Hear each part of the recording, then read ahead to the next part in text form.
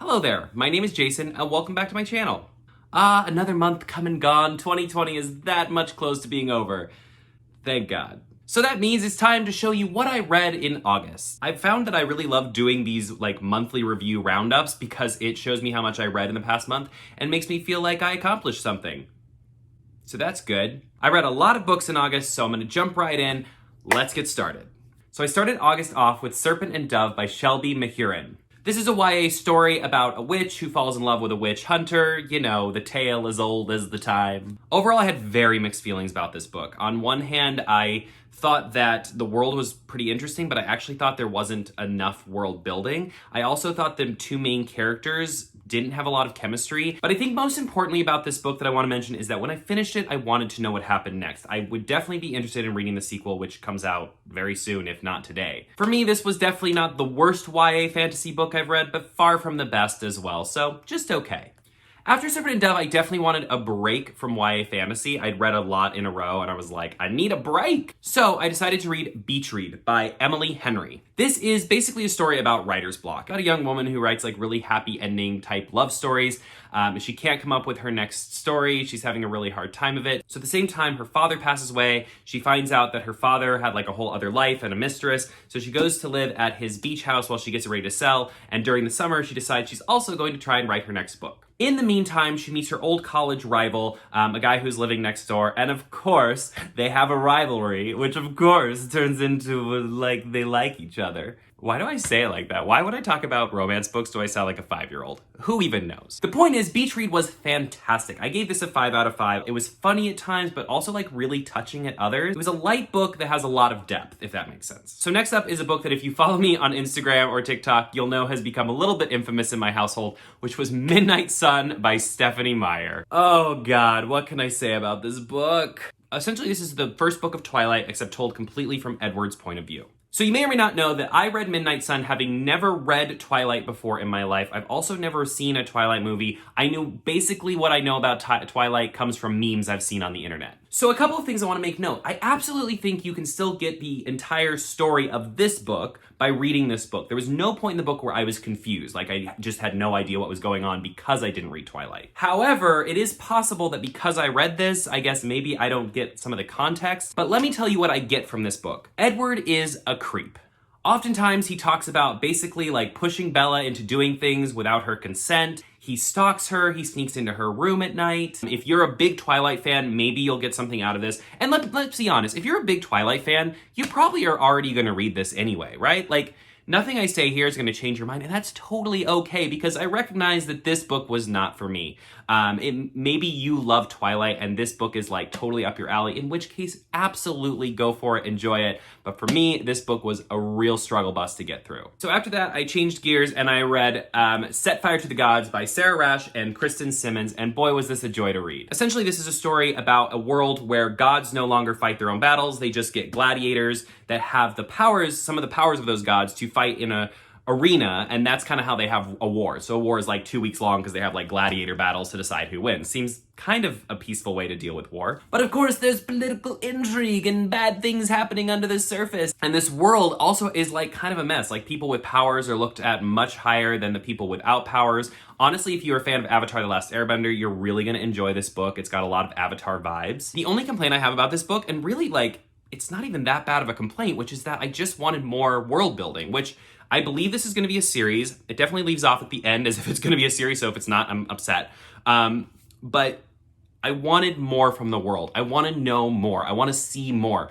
Like I said, that's not even a complaint. That's just a desire. I want to see more. This book could have been 100 or 200 pages longer, and I would have happily read it because I enjoyed living in this world so much. So I do recommend this. It was a lot of fun, and it's a great way to start a new series. If you follow me on my other social media, you will know I absolutely adored this next one, which was Aurora Rising by Amie Kaufman and Kristoff. This book was beyond great. All the characters are so fantastic, so memorable. The story was so good, so fun. It definitely has that Guardians of the Galaxy vibe to it. Just really funny characters, but also really heartwarming. I laughed, I cried. Can't recommend it enough. I gave this a 5 out of 5. I absolutely loved it. If you're one of the few YA readers that has not read this book yet, get on it. It's so good.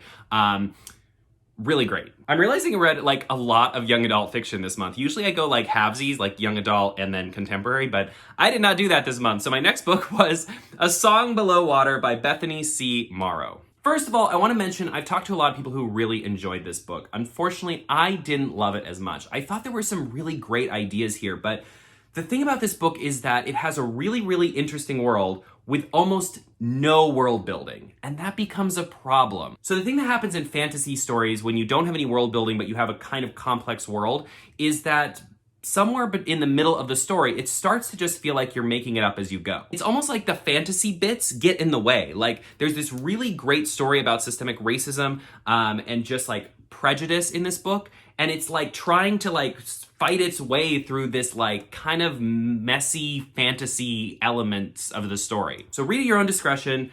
I will say it's a pretty short book, so if it's something you're interested in, you can fly through it pretty quickly. So this month I actually got to read a lot of books early because of Penguin Teen, who was sending me some advanced reader copies of books, so thank you guys so much for that. One of them in particular, though, I actually purchased a copy of after I read it because it just blew my mind. I loved it so much. And that book was Skywatchers by Carrie Arcos. So I've actually talked about this in a couple of my videos now, and there's a reason. It's really, really good. So essentially, this is a story that takes place in the 1950s during the Cold War, and this group of teenagers is part of a club that has to watch the sky to see if there's a strange plane coming over, perhaps from Russia, to drop a bomb on the US. But what ends up happening is they see a strange ship, they see it land in the woods, they go into the woods to find it, and the next thing they know, they're wandering one by one out of the woods, and several days have passed. People are looking for them. They've been missing, and they don't remember anything that happened while they were in the woods. So this is like historical sci-fi, really interesting characters, really interesting from a historical standpoint.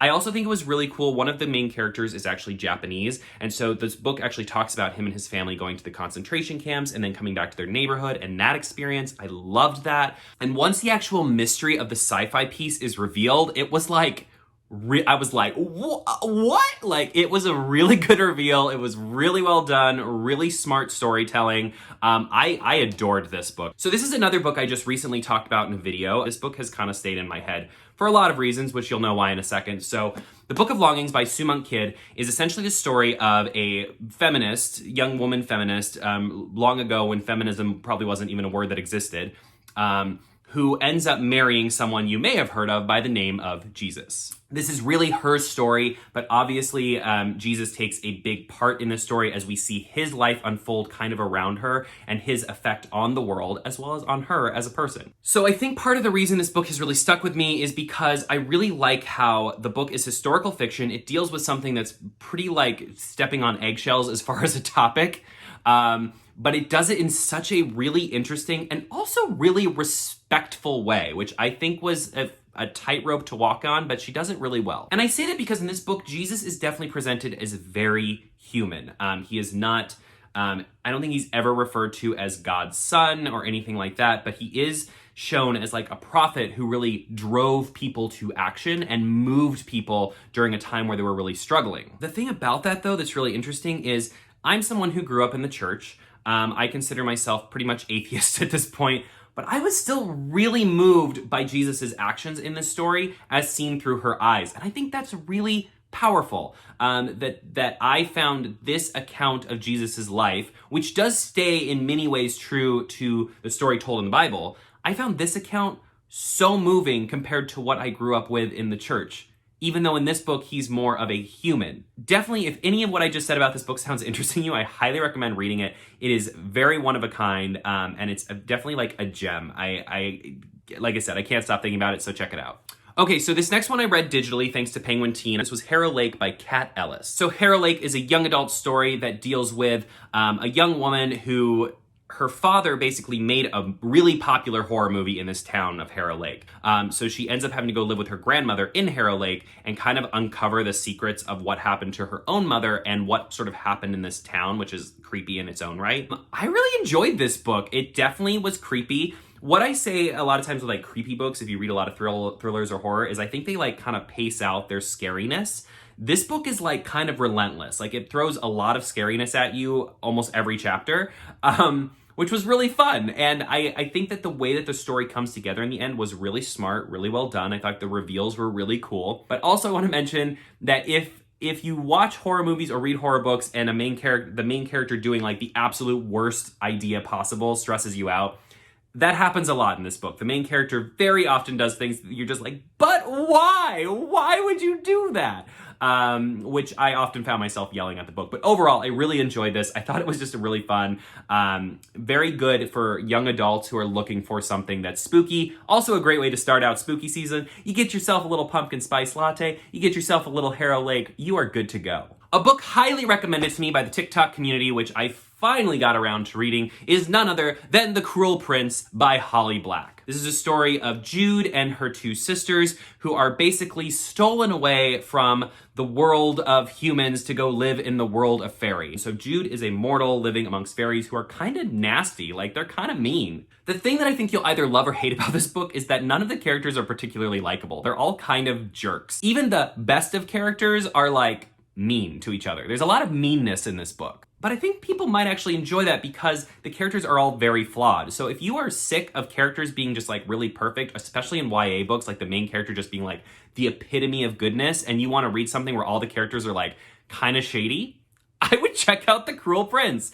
I know this is a very divisive book. People love it or hate it, but I gotta say I enjoyed it. Was it my favorite YA fantasy book I've ever read? No. But I do think it is definitely up there, and I think it was really fun, and I'm absolutely going to be reading the sequel. So that's The Cruel Prince by Holly Black. Since I read a YA horror book with Harrow Lake, I decided to read an adult horror book with Home Before Dark by Riley Sager. Let's get this out of the way. I think this cover is one of the ugliest covers of any book I've ever seen, ever. And that's my only negative. I loved this book. I thought it was really great. The only bad thing I have to say about it is about the cover. This is the story of Maggie. Basically, when she was little, her dad and her mom, her whole family, they lived in this place called Baneberry Hall for 20 days. And at the end of 20 days, they ran out because it was haunted.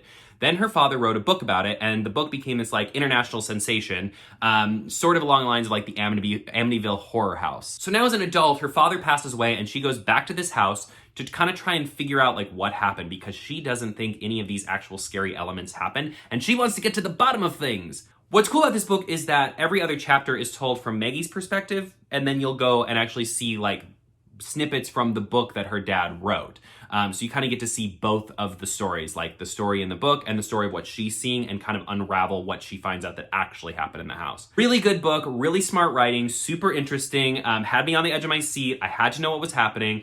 Definitely some really creepy moments. I highly recommend it if you're looking for, again, if you're looking for something to start out spooky season right, Home Before Dark. Definitely check it out. So this next one I actually just recently finished. We're getting towards the end of the month. I posted a review of this on my TikTok today if you want to check it out. But this is Sanctuary, which is by Paola Mendoza and Abby Sher. So this is set in the very near future in the US and kind of deals with like the worst case scenario of the US. So a huge wall has been built along the border of Mexico. Immigrants are treated really terribly. They're basically like blown up at the border if they even get near the wall. And then people in the US, even people that have been living here a really long time, are being rounded up, abused, and put into concentration camps. So in the book, because of some new orders that go into place, Valley and her family basically have to escape Vermont, and they have to try and get to California. So in the book, California has decided to secede from the US, and a wall is now being built around California. So they have to try and get there to this sanctuary before the wall is finished or before they're caught. This book is haunting. It's terrifying because really it's not that far off in the future. Nothing in this book feels like super futuristic or super far away. It all feels like hauntingly familiar, the things that these characters are going through. But within that story is also something of a really hopeful story, a story about humans persevering in the face of just awfulness. I really loved this book. I think this book is, to me, very similar. It does very similar things for immigration that The Hate U Give did for police brutality. Like it really like shines a light on something that I think more people need to understand the situation, and that it's not just this black and white situation, that there's a lot more to it. Sanctuary does a really good job of that. So I highly recommend. Today is September 1st. The book is officially in stores. Definitely check it out. Guys, thank you so much for watching all of these books that I read in August. Obviously, it was a great reading month for me. I read so many good books this month. Just really fun. Let me know if you've read any of the books that I talked about today and if you like them. And also let me know if you read anything amazing in August that you want to share out. Also, just want to take one really quick second to say thank you so much for 2,000 followers. You guys are absolutely amazing. I super appreciate all the love and support here. Please make sure to like and subscribe if you aren't already. And I will absolutely see you next time. Happy reading.